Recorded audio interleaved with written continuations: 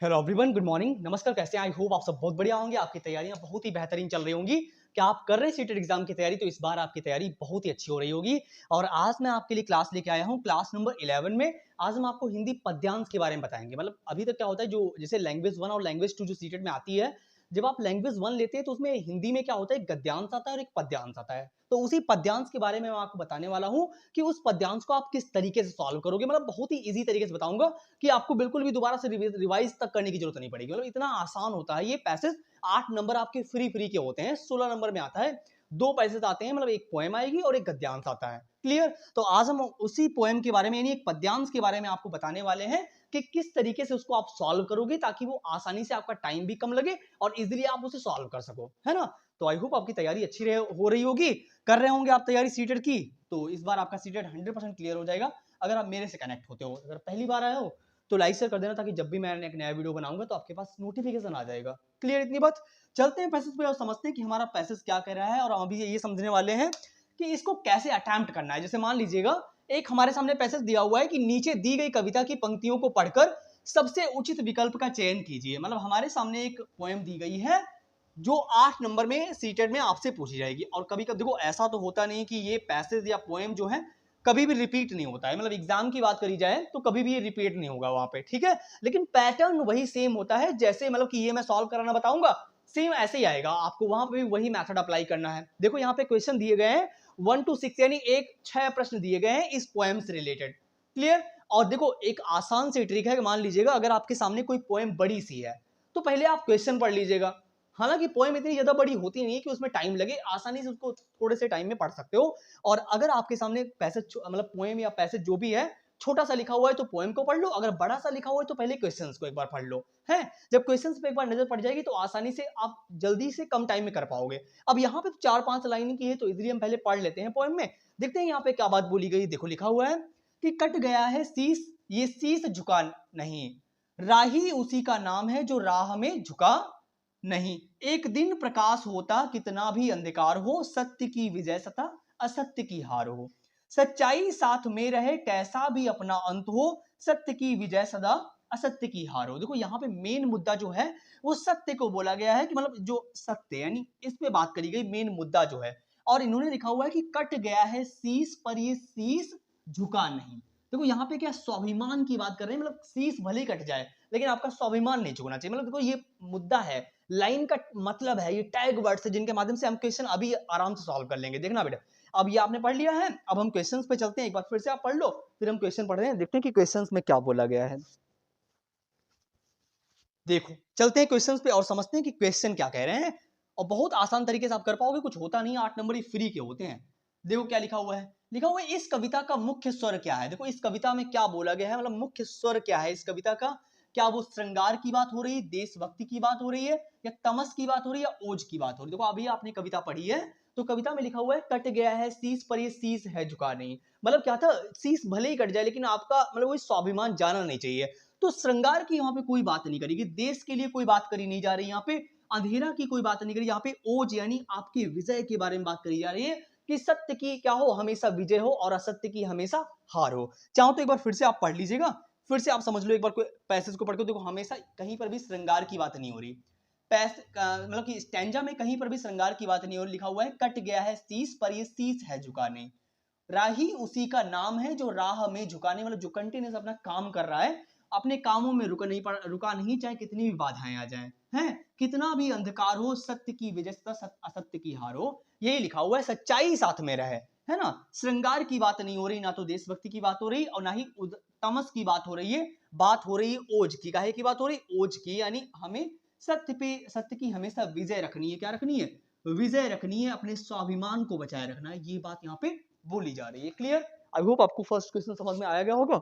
अगर नहीं भी आया होगा तो आपकी एक अप्रोच डेवलप हुई होगी, तो जिसके माध्यम से आप वहां पे इजीली इन क्वेश्चंस को कर पाओगे। चलिए आप सेकंड क्वेश्चन को पढ़ते हैं और समझते हैं कि सेकंड क्वेश्चन में क्या बोला गया। देखो लिखा हुआ है अंधकार का प्रतीक नहीं है। मतलब हमसे क्या पूछा गया है कि अंधकार का प्रतीक कौन सा नहीं है, बताओ जरा। क्या चुनौतियां अंधकार का प्रतीक है? बुराई अंधकार का प्रतीक है? निराशा अंधकार का प्रतीक है? देखो आपको समझ में आ रहा होगा कि अंधकार है वही बुराई है। ठीक बात है, तो सही बात है। अंधकार जो है वही बुराई है, तो ये बात सही है। निराशा भी वही बात, निराशा बुराई तो सब ठीक बात है।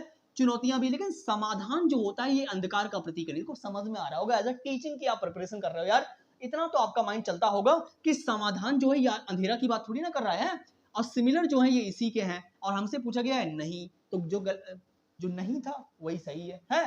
तो अंधकार का प्रतीक जो है वो समाधान जो है वो अंधकार का प्रतीक नहीं है।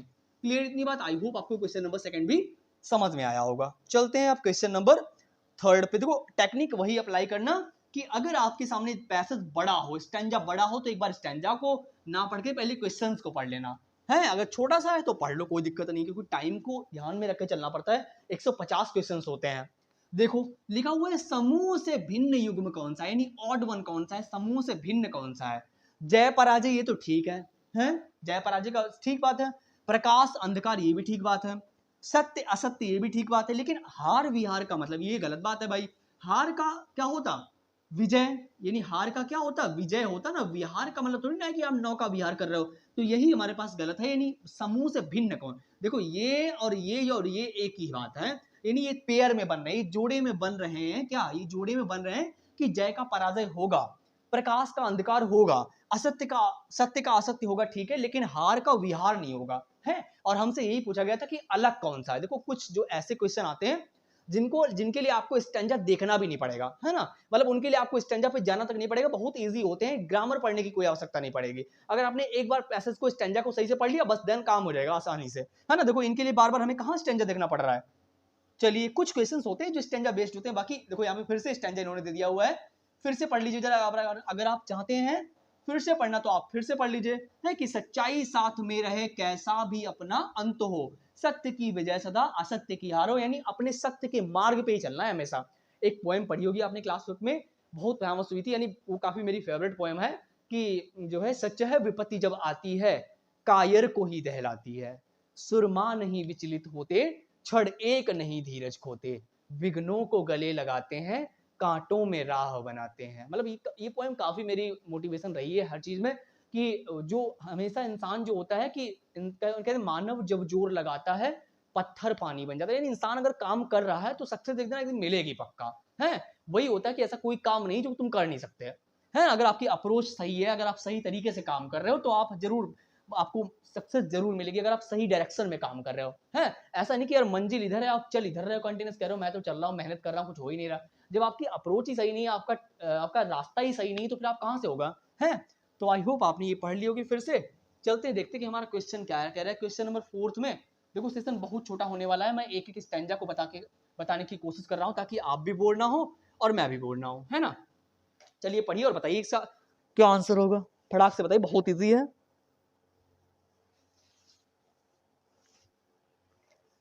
देखो लिखा हुआ है कविता में दिया गया सर्वाधिक बल दिया जाता है, यानी कविता में किस बात पे सर्वाधिक बल दिया गया है।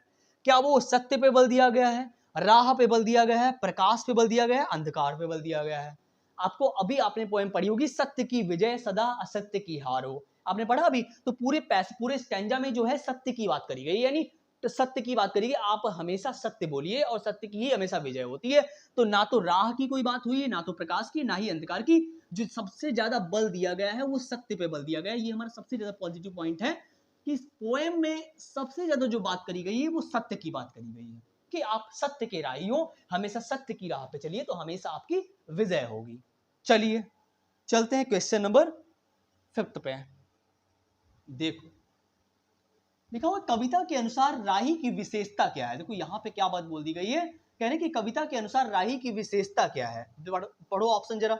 हर तरह के मार्ग पे चलते रहना, हर तरह से काम निकालना, हर परिस्थिति में कार्य करते रहना, चाहे बुरी परिस्थिति हो चाहे अच्छी परिस्थिति हो, लेकिन आपको कंटिन्यूस काम करना है, अपने मार्ग पे चलते रहना है चाहे कैसी भी मुसीबत आ जाए।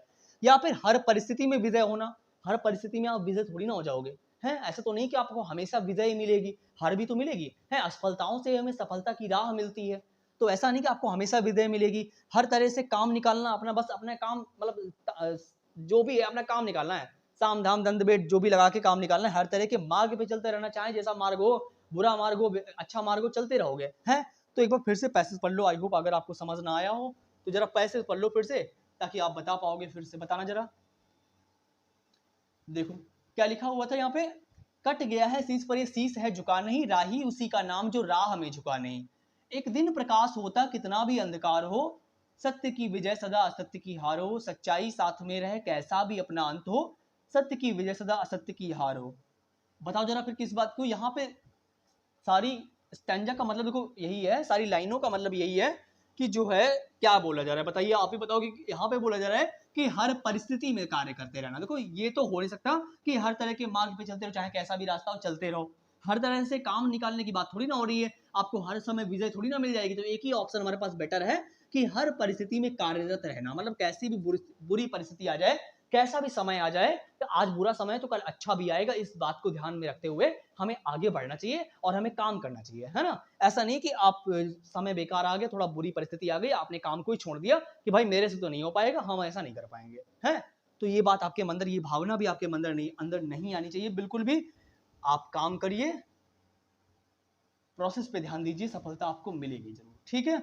चलिए क्वेश्चन नंबर, लास्ट क्वेश्चन में क्या बोला है, कविता के अनुसार किसी भी स्थिति में कैसा होना चाहिए आपको, कविता के अनुसार किसी भी स्थिति में अंधकार नहीं होना चाहिए, सिर नहीं कटना चाहिए, दुखी नहीं होना चाहिए, स्वाभिमान बना रहना चाहिए। देखो कविता में सीधे सीधे बोला गया है, कट गया है शीश पर ये शीश है झुका नहीं, मतलब चाहे हमारा सर भले कट जाए लेकिन हमारा स्वाभिमान बना रहे। कविता में यही बात बोली गई, स्टैंजा में पहली लाइन में बोली गई है, कट गया है शीश पर ये शीश झुकाने, यानी उसमें बात की गई है स्वाभिमान बना रहना चाहिए। तो ना ही अंधकार नहीं होना चाहिए, ऐसा नहीं है, सिर नहीं कटना चाहिए, सिर कट जाए बट स्वाभिमान बना रहे बात की गई है, दुखी नहीं होना चाहिए ऐसा भी नहीं है, स्वाभिमान बना रहना चाहिए। कविता के अनुसार जो है, कविता के अकॉर्डिंग, पोएम के अकॉर्डिंग हर स्थिति में चाहे कैसी भी सिचुएशन हो, आपका स्वाभिमान बना रहे, आप ऐसा कोई भी काम ना करो जिससे आपके कैरेक्टर पे बात आए।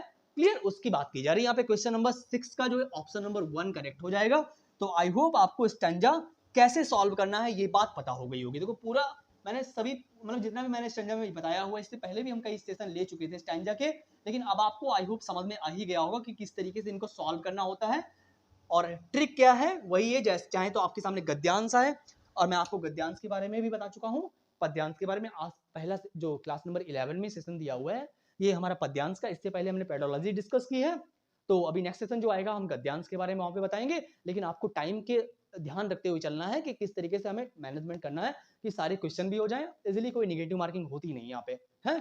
तो अगर आपके सामने पैसेज स्टैंजा बड़ा सा है तो आप पहले क्वेश्चन को फटाफट पढ़ लीजिएगा, अगर आपके सामने स्टैंजा छोटा सा है तो पहले 4-5 लाइनें तो पढ़ लो पहले स्टैंजा, है। देन क्वेश्चंस पे जाओगे, एक ही बार में समझ में आ जाएगा, बहुत आसान पेपर है, एक ही बार में क्लियर कर जाओगे, लाइफ टाइम वैलिडिटी होती है, आसानी से क्लियर कर जाओगे, कोई दिक्कत नहीं होने वाली। अगर आप मेरे से जुड़ते हो, हम आपके हर डाउट को क्लियर करने की कोशिश करते हैं। अगर आपको समझ नहीं आया तो आप कमेंट करिए, हम नेक्स्ट वीडियो जो है आपके कमेंट के अकॉर्डिंग प्लान करेंगे 110%। क्लियर, मिलते हैं फिर एक नई वीडियो में नई आशा और उम्मीद के साथ में। Thank you so much for coming, thank you so much.